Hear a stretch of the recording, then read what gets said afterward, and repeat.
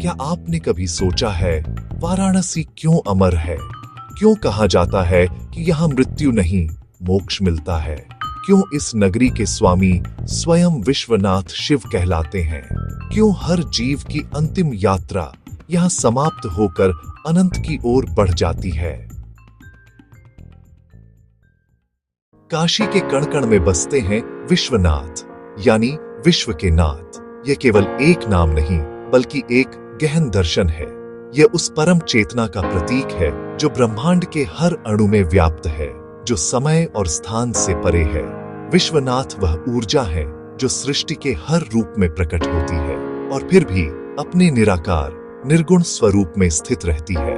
वह जो दृश्य और अदृश्य, ज्ञात और अज्ञात सभी के स्वामी है। सनातन परंपरा में उन्हें त्रिमूर्ति का अभिन्न अंग माना गया है। वह न केवल सृष्टि के रचयिता है बल्कि उसके पालनकर्ता और संहारक भी। यह संहार विनाश नहीं बल्कि परिवर्तन का प्रतीक है। जैसे एक बीज टूटकर वृक्ष बनता है, वैसे ही शिव का संहार नए सृजन का मार्ग प्रशस्त करता है। वह महाकाल है, समय के स्वामी, जिनके एक पल में युग बीत जाते हैं और जिनके मौन में अनंत ज्ञान छिपा है। शिव की इसी सर्वोच्चता की एक प्राचीन कथा है जो सृष्टि के आरंभ काल से जुड़ी है। शिव पुराण के अनुसार जब ब्रह्मांड में केवल अंधकार और शून्य था, तब दो दिव्य शक्तियों का प्राकट्य हुआ। सृष्टि के रचयिता ब्रह्मा और जगत के पालक विष्णु, दोनों ही अपनी अपनी शक्तियों के विस्तार और महत्व को लेकर विचार कर रहे थे। जल्द ही यह विचार एक विवाद में बदल गया। ब्रह्मा ने कहा, मैंने इस सृष्टि की रचना की है। हर जीव, हर कण मुझसे ही जन्मा है, इसलिए मैं ही परम हूं। विष्णु ने उत्तर दिया, रचना करना पर्याप्त नहीं। मैं इस सृष्टि का पालन करता हूं, संतुलन बनाए रखता हूं। मेरे बिना यह जगत क्षण भर भी नहीं टिक सकता, अतः मैं ही सबसे बड़ा हूं। उनका यह विवाद इतना बढ़ा कि ब्रह्मांड में अस्थिरता उत्पन्न होने लगी। तभी उन दोनों के मध्य एक ऐसी घटना घटी जिसकी उन्होंने कल्पना भी नहीं की थी। एक कान फाड़ देने वाले नाद के साथ एक अनंत ज्योति स्तंभ प्रकट हुआ। यह अग्नि का एक ऐसा स्तंभ था जिसका प्रकाश करोड़ों सूर्यों से भी तेज था और जो ऊपर से नीचे तक अनंत था। उसकी ऊर्जा से पूरा ब्रह्मांड कांप उठा। ब्रह्मा और विष्णु दोनों ही उस अद्भुत और तेजस्वी स्तंभ को देखकर चकित रह गए। उन्होंने अपने विवाद को भुलाकर उस स्तंभ के रहस्य को जानने का निश्चय किया। यह तय हुआ कि वे दोनों इस ज्योति स्तंभ का आदि और अंत खोजेंगे। ब्रह्मा ने एक विशाल हंस का रूप धारण किया और स्तंभ के ऊपरी छोर को खोजने के लिए आकाश की अनंत ऊंचाइयों की ओर उड़ चले। वहीं विष्णु ने एक शक्तिशाली व्राह यानी जंगली सुअर का रूप लिया और स्तंभ के निचले छोर, उसकी जड़ को खोजने के लिए पाताल की गहराइयों में उतरने लगे। दोनों अपनी पूरी शक्ति और गति से यात्रा कर रहे थे। युग बीतते गए, समय अपनी गति से चलता रहा, पर उस ज्योति स्तंभ का कोई छोर मिलता नहीं दिख रहा था। हजारों वर्षों की अथक यात्रा के बाद दोनों थक कर हार कर उसी स्थान पर लौट आए जहां से उन्होंने शुरुआत की थी। विष्णु ने पूरी विनम्रता से अपनी हार स्वीकार की और कहा, हे प्रभु, मैं आपकी थाह नहीं पा सका। आप अनंत हैं। पर ब्रह्मा ने मिथ्या कहा। उन्होंने दावा किया कि वे शीर्ष तक पहुंच गए थे। ब्रह्मा के इस मिथ्या अभिमान पर वह ज्योति स्तंभ प्रचंड रूप से कांप उठा और उसके मध्य से एक दिव्य स्वरूप प्रकट हुआ। वह थे महादेव शिव। उन्होंने ब्रह्मा को उनके अहंकार के लिए दंडित किया और विष्णु को उनकी सत्य निष्ठा के लिए आशीर्वाद दिया। शिव ने समझाया कि वे ही इस स्तंभ के रूप में प्रकट हुए थे, यह बताने के लिए कि वह ही आदि और अंत है, वह ही परम सत्य है। ब्रह्मा और विष्णु ने उन्हें प्रणाम किया और उनकी स्तुति की, और तभी उस अनंत ब्रह्मांड में पहली बार यह सत्य गूंजा, विश्व के नाथ शिव। यह ज्योति स्तंभ ही शिव का प्रथम ज्योतिर्लिंग माना गया, जो उनकी निराकार शक्ति का प्रतीक है। वाराणसी केवल एक शहर नहीं बल्कि यह महादेव की लीला भूमि है। यहाँ हर कण में शिव है, हर श्वास में गंगा बहती है। कहा जाता है, जब भगवान शंकर ने त्रिपुरासुर का वध किया, तब उन्होंने अपने शस्त्र यहीं रखे और ध्यान मग्न हो गए। यही स्थान काशी विश्वनाथ कहलाया। दिन के कोलाहल और भक्ति के अनगिनत स्वरों के बाद काशी की रात एक गहरा रहस्य और लेती है। जब पूरा शहर नींद की आगोश में होता है और गंगा की लहरें भी खामोशी से बहती हैं, तब इस पवित्र नगरी का एक और अलौकिक स्वरूप जागृत होता है।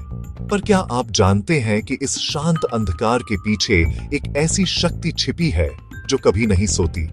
रात के तीसरे पहर, जब सब सो रहे होते हैं, यह समय, जिसे ब्रह्म मुहूर्त के करीब माना जाता है, ब्रह्मांडीय ऊर्जाओं के लिए सबसे अधिक ग्रहणशील होता है। इस विशेष काल में जब सांसारिक गतिविधियां शून्य हो जाती हैं, तब आध्यात्मिक जगत की तरंगें अपने चरम पर होती हैं। ठीक इसी समय विश्वनाथ मंदिर के गर्भगृह में एक अदृश्य ऊर्जा सक्रिय होती है। यह कोई साधारण ऊर्जा नहीं है, बल्कि एक जीवंत, स्पंदित उपस्थिति है, जिसे केवल गहरी साधना और श्रद्धा से ही महसूस किया जा सकता है। मंदिर के पत्थर, इसकी हवा, सब कुछ इस दिव्य चेतना से भर जाता है। वह ऊर्जा है महाकाल की चेतना, वही चेतना जो समय की गति को नियंत्रित करती है, जो सृष्टि के आरंभ और अंत का विधान लिखती है। यह शिव का वह स्वरूप है जो काल से परे है, और काशी में वे स्वयं समय के प्रहरी बनकर विराजते हैं। यह ऊर्जा एक सुरक्षा कवच की तरह है, एक आध्यात्मिक किला। यह महाकाल की उपस्थिति ही है जो काशी की रक्षा करती है। यह सिर्फ बाहरी आक्रमणों से नहीं, बल्कि अधर्म और नकारात्मकता की उन सूक्ष्म शक्तियों से भी बचाती है जो इस नगरी की पवित्रता को भंग करना चाहती है। इसीलिए काशी को अविमुक्त क्षेत्र कहा गया है, वह स्थान जिसे शिव ने कभी नहीं त्यागा। सदियों से कई आक्रांताओं ने इस शहर को नष्ट करने की कोशिश की, लेकिन वे केवल इसके भौतिक स्वरूप को ही क्षति पहुंचा सके, इसकी आत्मा को नहीं। कहा जाता है, अगर कोई अधर्मी यहाँ गलत इरादे से आता है, चाहे वह इरादा कितना भी गुप्त क्यों न हो, वह महाकाल की इस जागृत चेतना से बच नहीं सकता। यहाँ की धरती का हर कण एक साक्षी है, और यहाँ की हवा हर विचार को पढ़ लेती है। उस व्यक्ति के लिए यह पवित्र स्थान एक चक्रव्यूह बन जाता है, और उसका अहंकार और द्वेष ही उसके विनाश का कारण बनता है। वह किसी बाहरी शक्ति से नहीं, बल्कि अपने ही कर्मों के तत्काल प्रतिफल से परास्त होता है। महाकाल की अदालत में न्याय तत्काल होता है, इसलिए यहाँ आने वाला हर व्यक्ति या तो शिव का होकर रह जाता है, या फिर काल का ग्रास बन जाता है। वह स्वयं अपने अंत को बुलाता है। आधुनिक विज्ञान जब ब्रह्मांड के रहस्यों को परत दर परत खोल रहा है, तो उसकी नजरें काशी पर आकर ठहर जाती हैं। वैज्ञानिक शोध यह प्रमाणित करते हैं कि काशी की भूमि पर पृथ्वी का चुंबकीय क्षेत्र असामान्य रूप से शक्तिशाली है। यह सिर्फ एक भौगोलिक तथ्य नहीं, बल्कि एक ऊर्जा का महासागर है जो यहाँ के कण कण में व्याप्त है। कहते हैं कि यह तीव्र ऊर्जा क्षेत्र मानव चेतना पर गहरा प्रभाव डालता है, ध्यान और साधना के लिए एक आदर्श वातावरण बनाता है। क्या हमारे प्राचीन ऋषियों ने हजारों साल पहले ही इस ऊर्जा को पहचान लिया था? क्या उन्होंने इसे भौतिकी की भाषा में नहीं, बल्कि आध्यात्म की भाषा में समझाया? जब हम वेदों और पुराणों के पन्ने पलटते हैं, तो विज्ञान और आस्था का यह संगम और भी स्पष्ट हो जाता है। स्कंद पुराण में काशी का वर्णन करते हुए लिखा है कि यह नगरी भगवान शिव के त्रिशूल पर स्थित है, जो इसे प्रलय के समय भी विनाश से बचाए रखता है। यह त्रिशूल केवल एक प्रतीक नहीं, बल्कि एक लौकिक अक्ष, एक कॉस्मिक एक्सिस का द्योतक है, जो काशी को सीधे ब्रह्मांड के केंद्र से जोड़ देता है।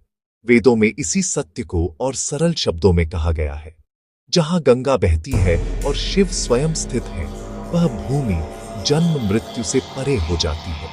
यहाँ मृत्यु एक अंत नहीं, बल्कि एक रूपांतरण है। ये वो भूमि है जहां आत्मा शरीर के बंधन से मुक्त होकर शिव में विलीन हो जाती है।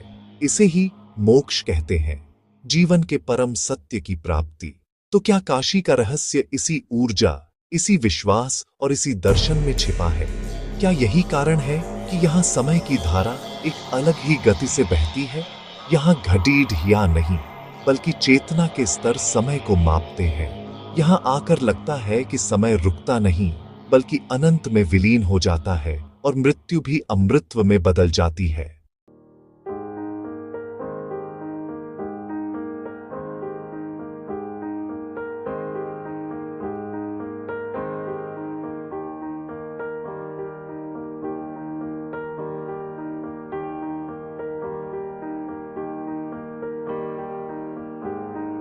ओम नमः शिवाय, सॉफ्ट चैंटिंग रिपीटेड। तो मित्रों, अगली बार जब वाराणसी जाएं, तो विश्वनाथ के सामने केवल दर्शन न करें, बल्कि अपने भीतर के शिव को भी जगाएं।